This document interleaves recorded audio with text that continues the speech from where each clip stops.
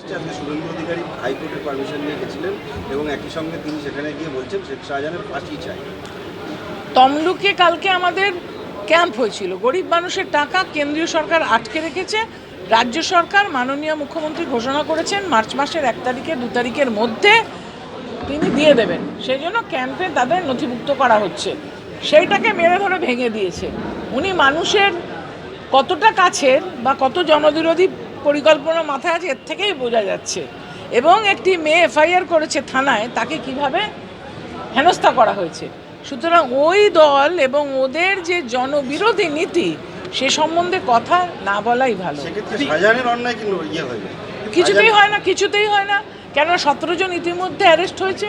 মাননীয় মুখ্যমন্ত্রী ওখানে ক্যাম্প বসিয়েছেন যেখানে বিডিও নিজে এবং আধিকারিকরা কমপ্লেন নথিভুক্ত করছেন।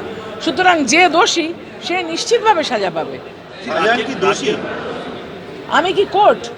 আপনাদের দলীয়ভাবে কোনো আলোচনা পর্যালোচনা? দল তো 2 জনকে সাসপেন্ড করেছে, প্রশাসন 17 জনকে অ্যারেস্ট করেছে। তার মানে কি দাঁড়ায়, যারা বিলকিস বানু কেসে যারা ধর্ষকদের ছেড়ে দেয় এবং যারা রেসলার গোল্ড মেডেলিস্ট মেয়েদেরকে যারা ধর্ষণ করেছে, শ্লীলতাহানি করেছে, তাদেরকে পার্লামেন্টে বসিয়ে রাখে, তারা কি? ভারতীয় জনতা পার্টির হয়ে বড় বড় কথা বলো না। দিদি, অঞ্জনা বাবু বলেছেন যে বুদ্ধিজীবীরা কোনো মানুষের পর্যায়ে পড়ে না, কি বলবেন অভিনেত্রী অঞ্জনা বাবু? নিজেরা লেখাপড়া জানে না, কোনোদিনও করেনি, যেটা জানে না সেটা সম্বন্ধে তাদেরকে ছোট করে দেখালে নিজেকে বড় করে ভাবা যায়। সাংবাদিকদের গ্রেপ্তার করা হয়েছে, কাল রাতে সাংবাদিকদের গ্রেপ্তার করা হয়েছে, বলবেন? আমরা সাংবাদিকদের পক্ষে।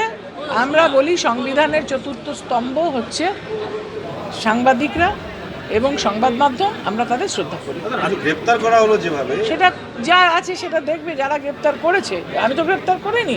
যারা গ্রেপ্তার করেছে তারা নিশ্চিতভাবে তাই সেই ব্যাপারটা হয়তো দেখে নেবে যে কি হয়েছে, কেন হয়েছে। রাজ্যের প্রশাসনকে প্রকাশ্যে খালিস্তানি বিজেপি নেত্রী, এটা ভীষণ অন্যায় হয়েছে।